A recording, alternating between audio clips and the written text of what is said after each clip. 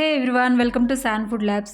ఈ వీడియోలో రాగులతోటి dosa and idli batter ఎలా తయారు చేసుకోవాలో చూపించబోతున్నాను. రాగులు also known as finger millets in English.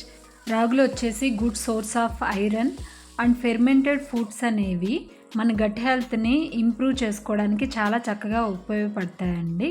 మన డైజెషన్ సిస్టమ్ని ఇంప్రూవ్ చేస్తుంది, అలాగే మన గుడ్ బ్యాక్టీరియాని ఇంప్రూవ్ చేసుకోవడానికి హెల్ప్ అవుతుంది. Let's get started. ముందుగా ఒక కప్పు పొట్టు మినపప్పు తీసుకుంటున్నాను. మీరు మినపగుళ్ళైనా వాడుకోవచ్చు. మినపప్పు is a good source of magnesium, vitamins and iron, calcium. Bones strength కూడా బాగా ఉపయోగపడుతుంది. వీటిని బాగా శుభ్రం చేసుకుందాం. డస్ట్, శాండ్ పార్టికల్ మొత్తం పోయి ఇలా క్లీన్ వాటర్ వచ్చేంత వరకు శుభ్రం చేసుకొని 6 to 7 hours వరకు నానబెట్టుకోవాలి. ఇప్పుడు ఒక 2 cups రాగులు తీసుకుందాం. వెయిట్ లాస్ అవ్వాలనుకున్న వాళ్ళు మీ డైట్లో ఇంక్లూడ్ చేసుకోండి. 3/4 కప్పు ముడి బియ్యం తీసుకుంటున్నాను. నార్మల్ రైస్ అయినా వాడుకోవచ్చు. ఒక 1/2 teaspoon మెంతులు. వీటిని అన్నిటినీ బాగా శుభ్రం చేసుకుందాం. వీటిని 6 to 7 hours నానబెట్టుకోవాలి. 6 గంటల తర్వాత ఒక 1/4 కప్పు అటుకుల్ని ఒక 15 to 20 minutes నానబెట్టుకుందాం. ఆఫ్టర్ 6 hours తర్వాత మనం నానబెట్టుకున్న రాగులు బియ్యాన్ని ఒక 2-3 times వాష్ చేసుకుందాము. వాష్ చేసుకొని వేరే బౌల్లోకి ట్రాన్స్ఫర్ చేసుకుందాం. ఇలా చేసుకోవడం వల్ల అడుగున ఉన్న శాండ్, డస్ట్ ఏదన్నా ఉంటే వచ్చేస్తుంది. ఇప్పుడు మనం నానబెట్టుకున్న పొట్టు మినపప్పును కూడా క్లీన్ చేసుకుందాం. ఈ పొట్టు మినపప్పు పొట్టు పోకుండా ఎలా క్లీన్ చేసుకోవాలో మల్టీ మిల్లెట్ ఇడ్లీ వీడియోలో చూపించాను. డిస్క్రిప్షన్ బాక్స్లో లింక్ షేర్ చేస్తాను, తప్పకుండా చూడండి. వీటిని ఇలా చక్కగా డస్ట్, శాండ్ పార్టికల్ ఏం లేకుండా మొత్తం ఇలా వేరే బౌల్లోకి ట్రాన్స్ఫర్ చేసుకుందాం. మీరు ఈ పొట్టు మినపప్పు బదులు నార్మల్ మినపగుళ్ళైనా యూజ్ చేసుకోవచ్చు, నో ప్రాబ్లం. ఇప్పుడు మనం నానబెట్టుకున్న అటుకులను కూడా ఇందులో వేసుకుందాం. వీటన్నిటిని ఒక 1 time వాష్ చేసుకొని ఈ అటుకులను కూడా వాటిలోకి ట్రాన్స్ఫర్ చేసుకుందాం. ఇప్పుడు వీటన్నిటిని గ్రైండ్ చేసుకుందాం. నేను గ్రైండర్ యూజ్ చేస్తున్నాను. మీరు మిక్సీలో అయినా చక్కగా గ్రైండ్ చేసుకోవచ్చు. అన్నిటినీ గ్రైండర్లోకి ట్రాన్స్ఫర్ చేసుకుందాం. కొంచెం కొంచెం వాటర్ పోసుకుంటూ మెత్తగా గ్రైండ్ చేసుకోండి. నేను తీసుకున్న కొలతలకి 1.5 glass వాటర్ పోసుకున్నాను. ఇడ్లీ బ్యాటర్కి చక్కగా సరిపోతాయి. ఇలా కొంచెం కొంచెం వాటర్ పోసుకుంటూ గ్రైండ్ చేసుకోవడం వల్ల చక్కగా గ్రైండ్ అయిపోతుంది. ఇప్పుడు మనం బ్యాటర్ని చెక్ చేసుకుందాం. బ్యాటర్ రెడీ అయిపోయింది. దీన్ని బౌల్లోకి ట్రాన్స్ఫర్ చేసుకుందాం. ఇలా బౌల్లోకి ట్రాన్స్ఫర్ చేసిన తర్వాత ఇలా లైట్గా మిక్స్ చేస్తున్నాను. ఇలా మిక్స్ చేయడం వల్ల ఏంటంటే ఫెర్మెంటేషన్కి హెల్ప్ అవుతుంది అన్నమాట. దీన్ని over night are 6 to 7 hours fermentation చేసుకుందాం. నెక్స్ట్ డే మార్నింగ్ చూసారా బ్యాటర్ మొత్తం ఎలా పొంగిందో. చాలా చక్కగా ఫెర్మెంటేషన్ జరిగింది. ఫెర్మెంటెడ్ ఫుడ్ వల్ల చాలా మంచి బెనిఫిట్స్ ఉన్నాయి. ఇది వచ్చేసి మంచి గుడ్ బ్యాక్టీరియా అనేది కలిగి ఉంటుంది. బాడీలో గుడ్ బ్యాక్టీరియా రీస్టోర్ అవ్వడానికి హెల్ప్ అవుతుంది. ఇప్పుడు సాల్ట్, 1 tablespoon సాల్ట్ వేసుకుంటున్నాను. మీ టేస్ట్కి తగినంత సాల్ట్ని వేసుకొని ఇలా చక్కగా లైట్గా మిక్స్ చేసుకుందాం.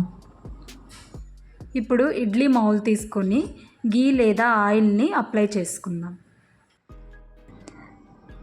గ్రీస్ చేసుకున్న తర్వాత ఈ బ్యాటర్ని ఇందులో ట్రాన్స్ఫర్ చేసుకుందాం. మౌల్లో కొంచెం గ్యాప్ ఇచ్చి ఇలా బ్యాటర్ని ఫిల్ చేసుకుందాం.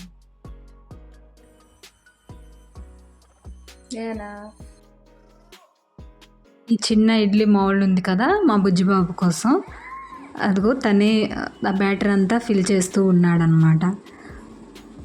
ఇడ్లీ పాత్రలో వాటర్ని ముందుగానే హీట్ చేసుకొని మనము ఫిల్ చేసుకున్న ఇడ్లీ ప్లేట్స్ని ఇందులో పెట్టేసుకొని ఒక 5 minutes హై ఫ్లేమ్ మీద, ఒక 10 minutes మీడియం ఫ్లేమ్ మీద కుక్ చేసుకుందాం.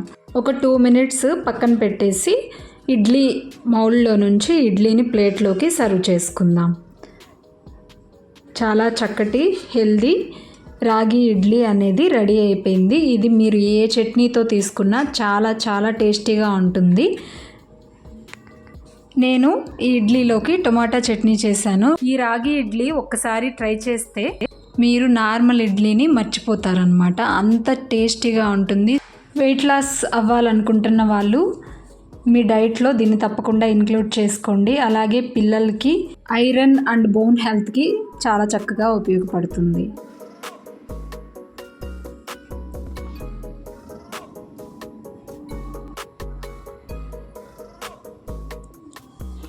దోశ కోసం ఈ బ్యాటర్లో కొంచెం వాటర్ పోసుకొని ఇలా దోశ బ్యాటర్ లాగా రెడీ చేసుకొని ప్యాన్ వేడి చేసి బ్యాటర్ని ఇలా చక్కగా రౌండ్గా స్ప్రెడ్ చేసుకుందాం.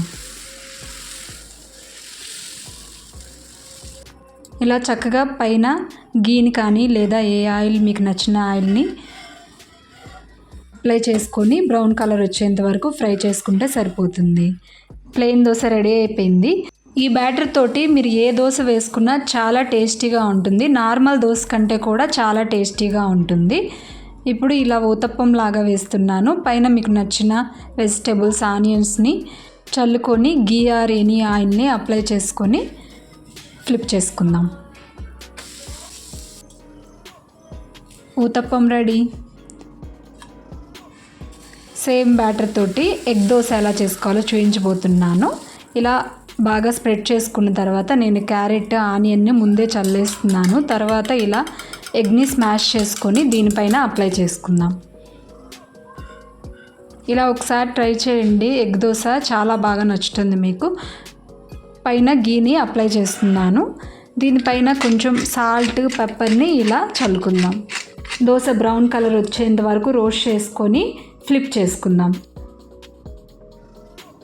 1 minute రోస్ట్ చేసుకొని సర్వ్ చేసుకుందాం. మన ఎగ్ దోశ రెడీ.